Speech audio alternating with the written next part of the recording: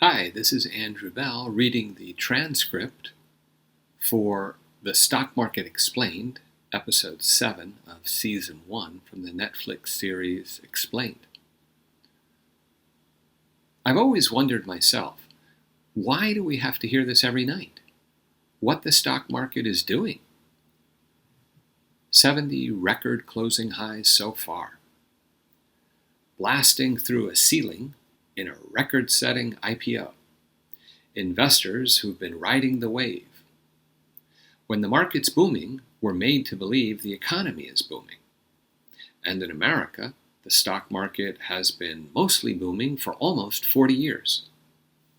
As the stock market goes, so goes the wealth and the health of the American economy. What the market is telling us is that we are on the road to prosperity. Skyrocketing stock market, and that benefits everyone. The stock market has gained almost $3 trillion in value since the election. But if you add up all the goods and services bought and sold in the U.S., all right, that's the stuff. The goods are the products that people buy, and services, when you pay somebody to do something for you. This is for the regular people. For normal people, this is the economy, goods and services.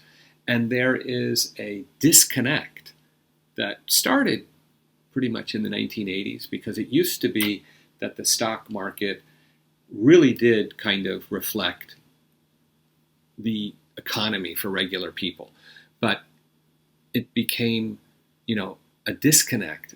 It's beginning in the 1980s, and the stock market went one way, and the regular economy went another way, basically down.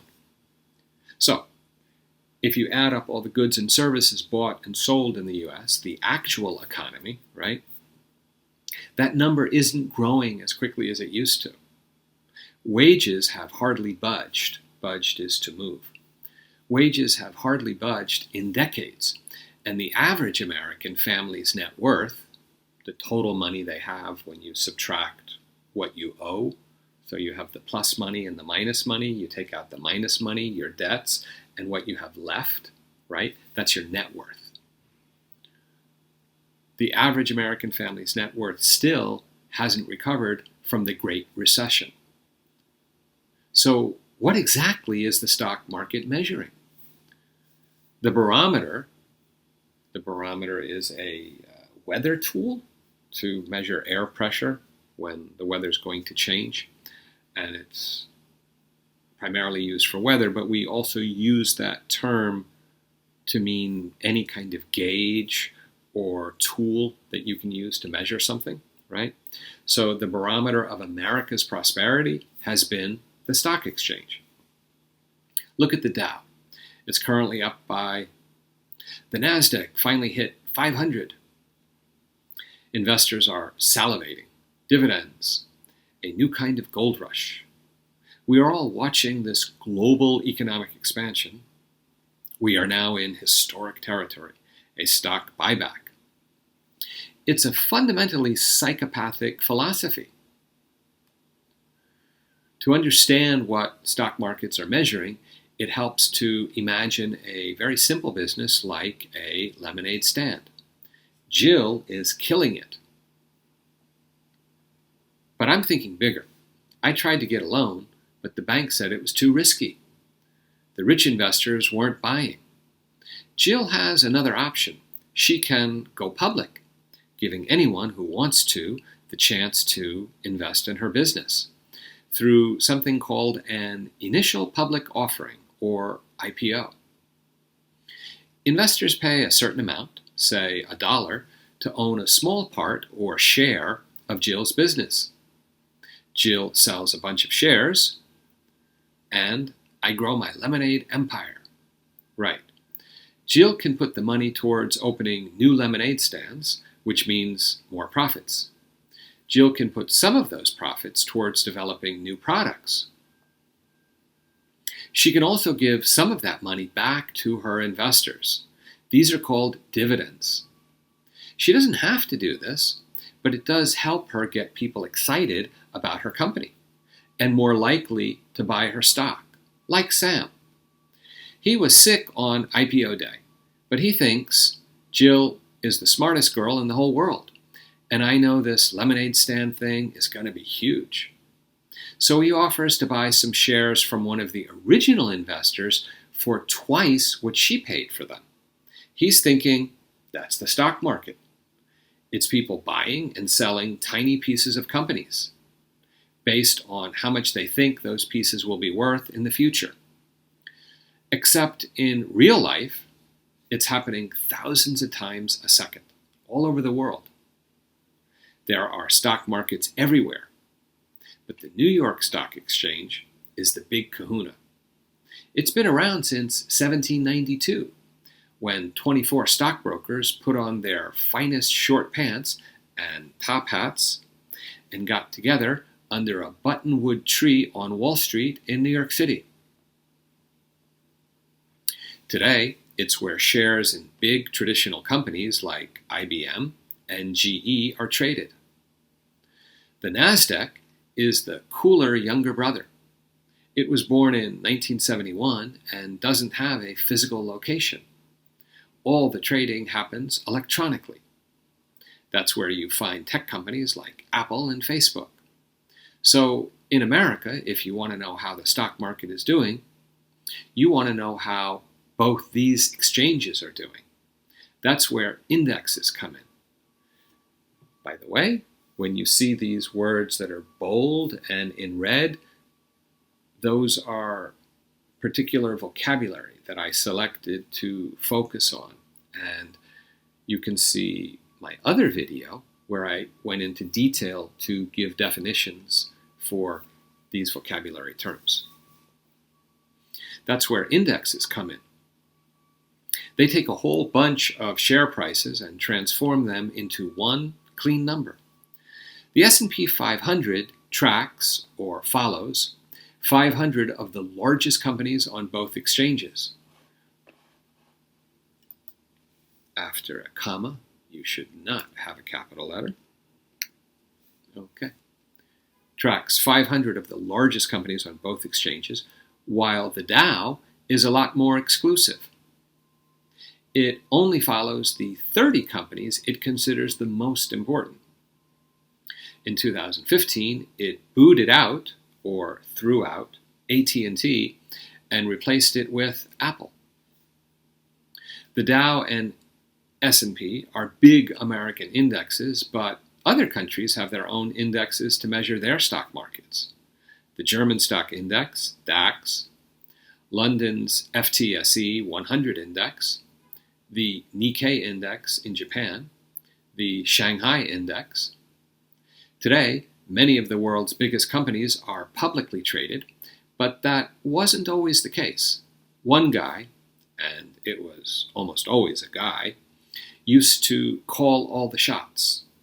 That means, somebody like Andrew Carnegie or John D. Rockefeller.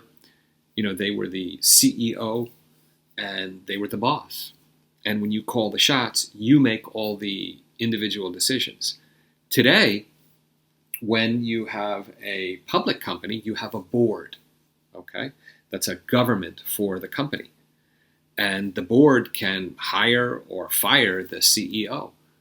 If you remember, Steve Jobs was famously fired by the Apple board.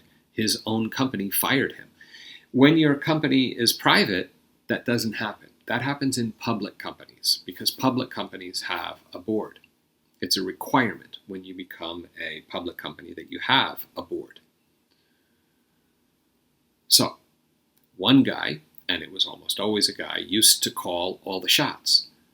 Big corporations of the 1900s, most of them at that time had a single shareholder like Andrew Carnegie, Vanderbilt, Rockefeller. They really exercised very tight control over these businesses. Now, if you follow the news recently, you know that Elon Musk, who is a famous entrepreneur, he helped start PayPal and the company Tesla and also SpaceX. He is in the process right now, as I'm recording this video, of buying stock from Twitter, which is currently a public company, and making it private so that he will be the primary shareholder. So kind of going back to what it used to be like 100 years ago. So he's kind of like a Carnegie or a Vanderbilt, but for technology. They really exercised very tight control over these businesses. This all began to change in the beginning of the 20th century. We start to see the rise of companies like General Motors and General Electric and RCA. Companies discovered what Jill discovered, that if you allow the public to buy shares, you can grow a lot faster. Shareholders, or stockholders, want to make money. So if the CEO makes a really bad decision, they'll start selling their shares, which drive the price down. The opposite is also true. The possibility of a future payout is when you get money. The possibility of a future payout encourages people to invest in risky new ideas. That's the whole idea of the stock market as a force for good.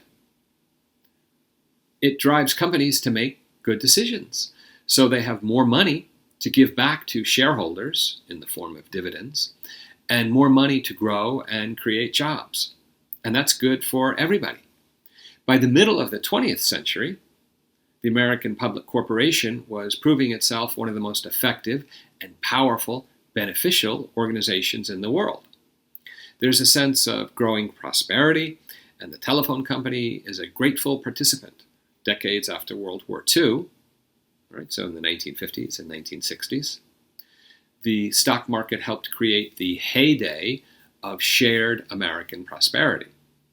And so important concept here is that the actual economy and the stock market were kind of moving together in tandem. They were connected, and that's why it was the shared American prosperity. A new era begins. Make the system more democratic. Increase the flow of capital for the financing of business. The corporation really was supposed to be a vehicle for providing investment opportunities, not just to the very, very wealthy, but to average Americans. It's generating superior returns for investors. Don't you think we ought to invest? Millions of secure, well-paid jobs. It's producing innovative products that are bought around the globe. At this time, right, executives and directors viewed themselves as stewards or trustees of great public institutions that were supposed to serve not just shareholders, stockholders, but also bondholders, suppliers, employees, the community. Buick has provided a stomping ground for the cowboy and diaper set, meaning a stomping ground is your area, the area that you walk around, and the cowboy and diaper set basically means children, right?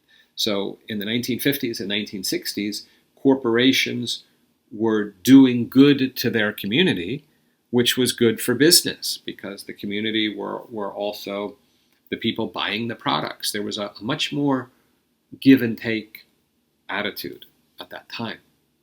That all changed in the 1980s, beginning in the 1980s. And Buick's general manager, Ivan Wiles, drops in. DuPont. Modern chemistry and modern industry join hands in serving our modern America. These public corporations helped build the American middle class. And for people who knew how to play it right, trading their stocks could build a fortune, like this guy. I've been working on the railroad. Folk music is just his hobby. Mostly, he's the billionaire investor, Warren Buffett, biggest Wall Street titan of them all. Biggest Wall Street titan of them all. America's most famous investor.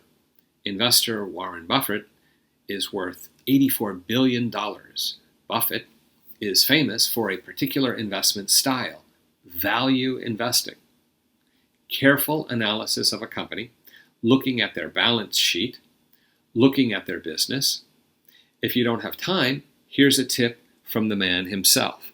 Buy an S&P 500 low-cost index fund. An index fund puts a little bit of your money in all companies in the index. Basically, you're hitching, which is to connect, right? You hitch your wagon to the horse.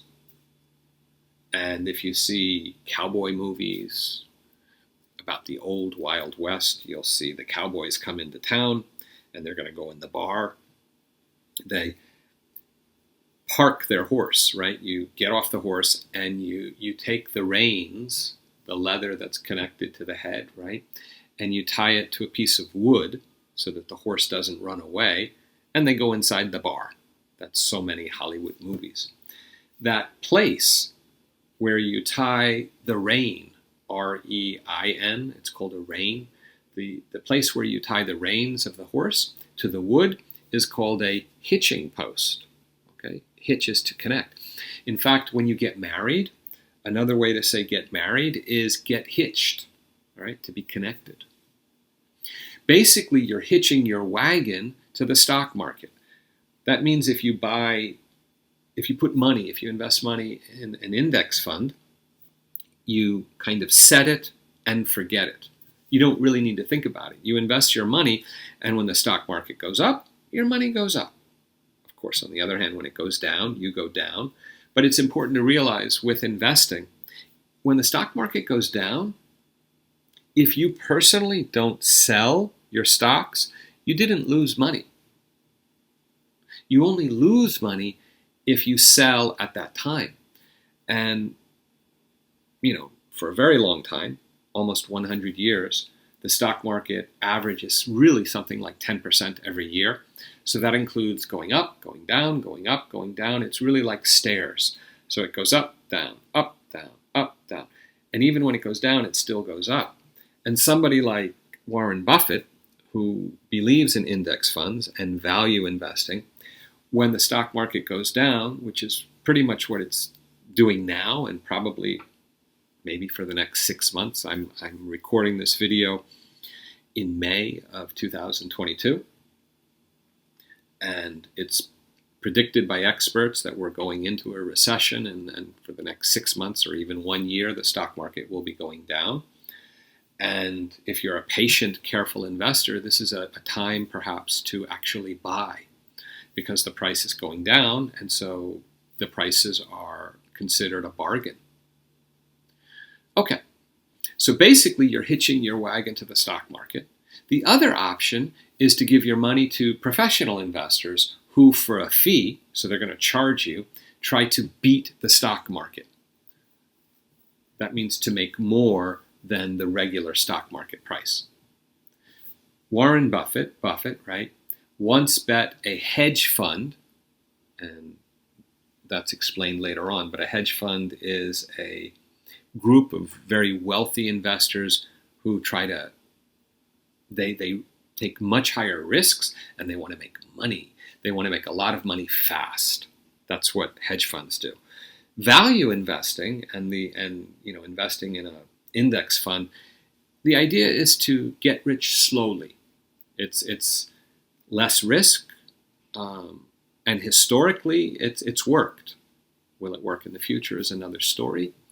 But people who followed the advice have gotten rich slowly. That's Warren Buffett's idea. You make pretty much kind of 10% average every year on your money, and you slowly get rich. You compare that to a hedge fund, which wants to get really rich quickly, but of course might lose everything too.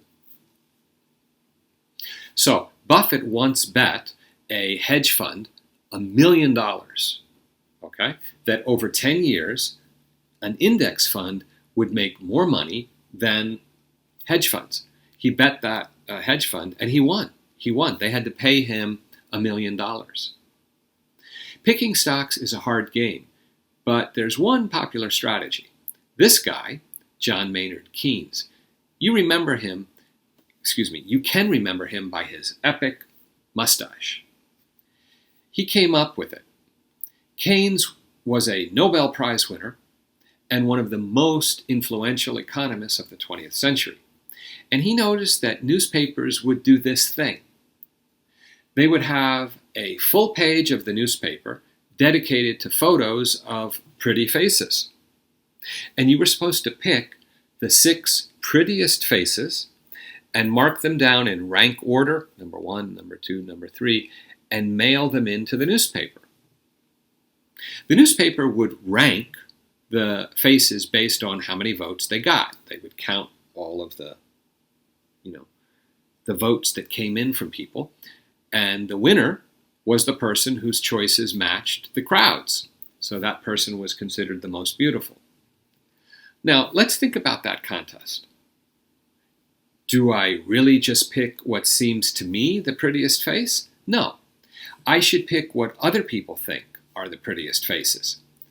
That's kind of what happens in the stock market.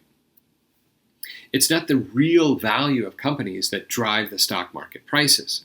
It's the most popular story people believe about those companies. And that's called a narrative, the story or the narrative. Sometimes those stories are backed up by facts. Chipotle stock has plunged. To plunge is to go down a lot, right? Chipotle stock has plunged more than 1/3. This comes after several outbreaks. Outbreaks is when people get sick. This comes after several outbreaks, including E. coli, salmonella, and norovirus, were linked to the chain. An emissions scandal rocking Volkswagen is sending its stock into a free fall. Free fall, it just keeps going down and it doesn't stop. But sometimes those stories are all hype. Hype comes from hyper, okay, which means more.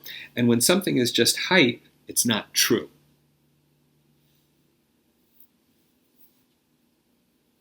Internet companies are the hottest and most profitable investments in a generation. They've driven the value into the stratosphere. The air that we breathe is in the atmosphere, and the stratosphere is the beginning of space. We have different levels. Sphere is a circle, and the gas that's around the Earth is the atmosphere, and the atmosphere is divided into other layers. The stratosphere is one of them, and that's the beginning of what we call space. Those internet stocks continue their meteoric rise. The narrative in the 1990s was internet companies are going to dominate. So before we're talking about the actual value of something, and then we're talking about the perception, what the story that people tell about a company. And that's the story or the narrative. So the narrative, in the 1990s was internet companies are going to dominate. These companies shouldn't be trying to make profits. That's a good story, which is partly right. We do have companies like Amazon and Google that in the beginning didn't make money, and they did in fact become very big, important companies. But a lot of those businesses that started in the 1990s, they're gone. And that was from, the dot-com bubble. The problem is that nobody had any way to calibrate or measure this story. How high should the market be? Is it a boom without end? Has the economy changed for good? And now, 22 years later, we're in something similar with the pandemic. This pandemic has completely changed everything. People are confused, working from home, right? So many changes, disruptions, and when things finally shake out, when the pandemic's over, when will that be, right? But when the pandemic is over, who are going to be the winners and who are going to be the losers? It's like you're cooking and you have a colander, right? And you're shaking it out, and the things you don't want are going to fall, and the things that you want are going to stay inside the colander, and you're like looking to see how things shake out, to see what the result is going to be. And we were in a similar situation with the dot-coms, and that's what it's all about. That's why it's a mystery, and that's why some people make money and a lot of people lose money because people don't know. That's why it's gambling, right? So has the economy changed for good? People were asking themselves 20 years ago, and we're there again in the pandemic. People didn't go to restaurants outside, right? People would order from home. Amazon was killing all these local businesses. What's going to happen in 2 years, 3 years? Will the small business come back, or is this permanent? Is everything now online, right? So has the economy changed for good? You know something's wrong when everyone's talking about something like this, right? It's a bubble. It's like a snowballing effect. A snowball, every time it turns and it's going down a hill or a mountain of snow, it gets bigger because it picks up more snow every time the ball turns. And that's when something's snowballing. When something's snowballing, it's increasing. And that's the snowballing effect. It keeps getting higher and higher. It can't go on forever. It's not sustainable. The dot-com honeymoon is coming to a close in many parts of the world. Many dot-coms have become dot-bombs. 30,000 tech jobs are now gone. It's described as nothing short of breathtaking. When something's breathtaking, you're shocked. It takes away your breath. A points drop never before seen on the U.S. market. It left traders and investors shell-shocked. When stock market bubbles burst, it doesn't just hurt investors, it wreaks havoc on the whole economy. To wreak havoc is to cause tremendous problems, damage, and problems. And so if we go back to our vocabulary that we were talking about in my other video about stakeholders, right? A shareholder is someone who buys stock in the company. A stakeholder is everybody else who's affected by what companies do. So when a stock market bubble bursts, it doesn't just hurt the people who invested the money, who are the shareholders, it hurts the stakeholders. So that's what that means. The stakeholders are the people who are affected.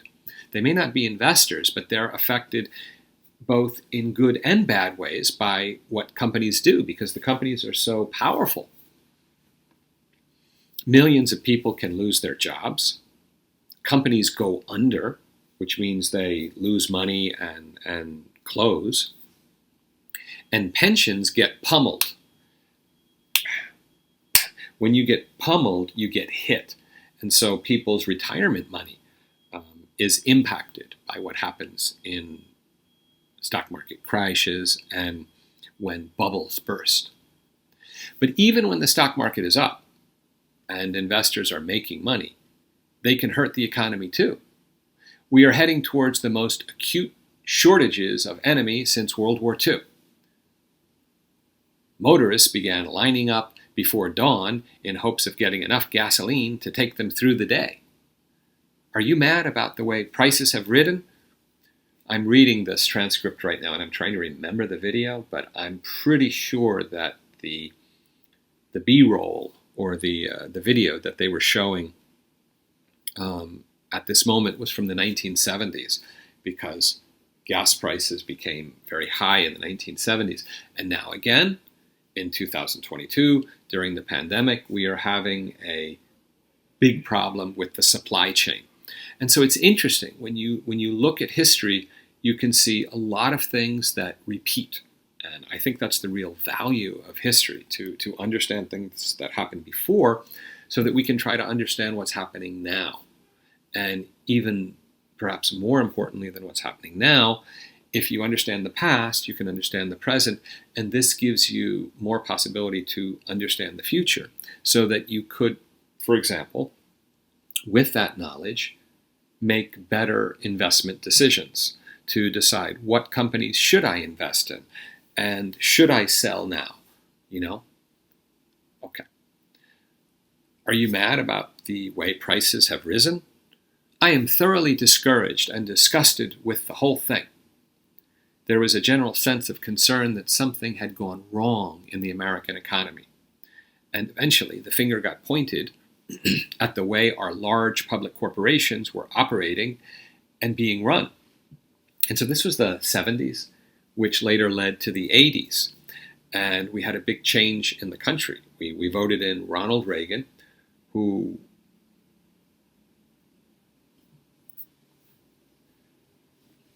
while maybe not being directly himself responsible.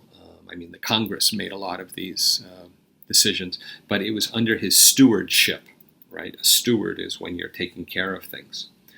And your stewardship is the time that you are the leader. It was under Reagan's stewardship that, in hindsight, when we look back, right, in hindsight, that the stock market and the actual economy started to have this disconnect. And the rich people started to get richer, and the middle class started to go down. This was what was happening in the 1980s. And people were looking in the 1970s, right, to point the finger, which means to blame somebody. So here we are. And eventually the finger got pointed, right, at the way our large public corporations were operated and being run. Meet the chief finger pointer, right? Meet the chief finger pointer, Milton Friedman. An economist so famous, he was invited onto popular talk shows to help explain his philosophy. Did you ever have a moment of doubt about capitalism and whether greed's a good idea to run on? Tell me, is there some society you know that doesn't run on greed? Remember the wheel? Friedman was not a fan. He thought it should have exactly one spoke, shareholders. So when you have a wheel, right, you have the hub in the center, and you have these different parts. So you have the shareholders, you have the employees, you have the community, all these different stakeholders. But Friedman's idea was that who was important was one, the shareholders. In 1970, he published a blockbuster op-ed, which is an opinion. It's an editorial. The famous editorial that ran in the New York Times, in which he said that because corporations were owned by their shareholders, the only obligation of business was to make profits. They did not need to think about the community. They did not need to think about their employees. They only needed to really think about people who own the stock. And this was the shift. This was the shift. This was the moment when, you could really say what we're talking about now with Milton Friedman in the 1970s, this was planting the seed. It was planting the seed, right? And it was under Ronald Reagan that those flowers bloomed, or that the trees had fruit, which made this big change, which led today to the inequality, the tremendous inequality that we have between the wealthy and the middle class. This disconnect, this bifurcation with the stock market and the actual economy. There was a famous movie with Michael Douglas called Wall Street, and the character was Gordon Gekko. And coming back to the transcript here, right? Gordon Gekko's character in Wall Street epitomizes Friedman's philosophy. To epitomize is to very concisely, very briefly, very succinctly, to encapsulate the idea. You take this big idea and make it in one sentence, right? You own the company. That's right. You, the stockholder, the shareholder. And you are all being royally screwed over by these bureaucrats. Greed, for lack of a better word, is good. And corporations took his advice. They start tying the top executives' pay to share price performance. This happened in the 1980s. That's when it really started.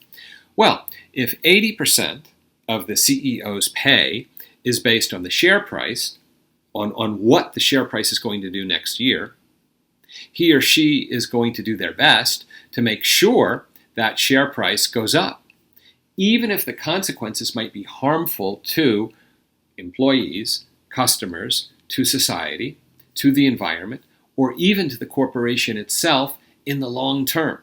And this was the shift. CEOs put more money towards things that would increase stock prices in the short term, like cutting costs or buying back a bunch of their own shares to decrease the supply of shares and artificially bump up the price. This is what I was talking about in the vocabulary video. It's the smoke and mirrors, right? It's fake stuff. Between 2007 and 2016, that's how companies in the S&P 500 spent more than half of their earnings. Can you imagine? Instead of investing to compete with corporations in China, in Europe, instead of, paying their employees more. There's so many things, good things, that the corporations could have done with that money to make the future better for, the shared prosperity of the 1950s, the shared prosperity, of the 1960s between the middle class, the United States, and the corporations. That's gone. That's gone. Now, between 2007 and 2016, corporations took half of their earnings. And what did they do with it? They just bought their own stock to make the price look higher. And then another 39% of their earnings went to shareholders as dividends. Okay? That didn't leave much left to raise wages or expand or develop new products. So, you're spending all your money now, but you're not investing in the next great idea. You're not planning the next new iPhone, right? When the iPhone came out, it was right around 2007, actually, right? And what has Apple done since then? I mean, they bought back half of their stock, and what kind of new product do they have? They don't. There's nothing really new. And they're not, companies are not going to have new things if they don't invest. You're giving half your money back to buy stock, to buy back the stock, and then the rest, almost, the other 50%, 39% is dividends. This is great for the shareholders, but it's very short-term focus. If you have a long-term view that 100 years from now, I still want to be a company, maybe making something different, but I still want to be here. IBM is a really good example of this because IBM used to be a huge, major player in computers in the 1950s and 1960s, and they've shifted, and they're still here. They still employ people. They're a smaller company, but they're now in computer services and different stuff, and they're still around. And people who bought their stock still benefit from that. The employees still benefit from that, but that's a dinosaur philosophy. The way corporations exist now, Apple may not be here in 10 years. Google may not be here in 10 years. Amazon may not be here in 10 years because they're not taking the long-term view. And other companies will come in and, what we say in English, eat their lunch. They'll take their business. If you have a long-term view that 100 years from now, I still want to be a company, maybe making something different, but I still want to be here. So the choices that you make in terms of investments in people and in capital are different than if you want to make an investment and generate a return within 24 months. In 2012, the Wausau Paper Company was making investments to switch its factories from making printing and writing paper to making tissue paper.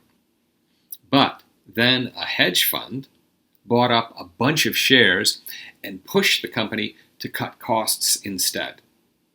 Their argument would be, we don't need to do that. What I'd rather see you do is increase the dividend. As management, we disagreed with that. We offered concessions. We'd take a cut in pay just to leave the doors open, which means to keep the company open. The leaders of the company at that time, they cared about the company. They cared about their employees. They wanted this company to continue. But these rich people came in, the hedge fund, they bought a huge amount of the shares, and their sole purpose was to get as much money as they could now. Wausau Paper says it plans to close the Brookhaw Mill by March 31st. Leaving about 450 people without work. The news is devastating not just to the workers who will lose their jobs, but to the community of Brokaw, where the paper company got its start. December 7th, and I'll never forget that. That's when Pearl Harbor was. But that's the day I was burying my father, and it's the day I lost my job. The next day I came to work, and it was just a madhouse. It was crazy. People just crying. Why? And it was a shock. My concern is that we've evolved to this much shorter term view on shareholder rights versus a longer term view on stakeholder responsibilities. This is a trend that's been going on for a while, and it has gotten even more powerful and important. It's seriously threatening the ability of our corporations to pursue the kinds of projects that lead to long-term corporate sustainability and economic growth. Laying off workers, closing factories, keeping wages low, these are things that are bad for the economy overall, but can be great for a company's short-term profits. And that's what the stock market cares about now. The stock market got off to an impressive start. Another record today. A day for the record books on Wall Street. The U.S. economy charges ahead, and so do the bulls on Wall Street. By the way, when you talk about Wall Street, the people who are optimistic, who believe things are going to go up, are called bulls, because a bull charges. And the bears are people who believe the stock market is going down, because bears in the winter hibernate and go to sleep. And we use this as adjectives, and we have a bear market where the stock market is going up. Sorry. We have a bull market, right? We have a bull market when the stock market is going up, and then we have a bear market when the stock market is going down. And that's, what's happening now in May of 2022. We're coming into what looks like to be a bear market. And many people who don't understand business very well, or who don't have the stomach for risk, which means they can't accept risk, many people are going to try to sell at this time. And if you don't need to sell, it's probably not a good idea. They say that the best time to buy stocks is when the market is low, and the best time to sell is when it's high. But people who don't have experience, they usually do the opposite. When they see the price going up, they buy. And then when it goes down, they sell. This is a great way to lose your money. The S&P 500 has raced out to a new all-time high. As the stock market has grown, so have CEO paychecks. In 1973, the average CEO made around 22 times more than the average worker. All right, 22 times. That's a lot. But it's not like today. Today, it's tremendously different. In 1973, that was the year OPEC started. That was a couple of years after the gold standard finished, and the dollar was decoupled from gold. That was also right around the time when Nixon went to China to speak to Mao to open the door to the Chinese market. That was a really pivotal. When you pivot, you change. You pivot. 1973 was a pretty important year, and so that's a benchmark. Point where you can compare things. In 1973, the average CEO made around 22 times more than the average worker. By 2016, it was 271 times more. That's just really different. And that's where we get this inequality today. Regular people are here, and the wealthy have gone there. It's been decoupled. The stock market and the actual economy are decoupled. They're not together anymore.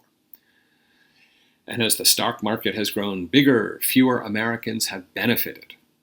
The share of Americans invested in the stock market is at its lowest point in 20 years. Of course. If you're living paycheck to paycheck and as soon as you get your money, you go buy food, what money do you have to invest in stocks, right?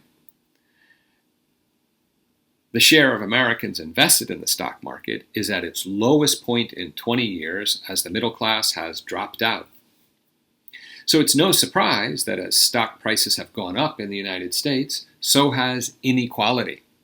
But it doesn't have to be this way.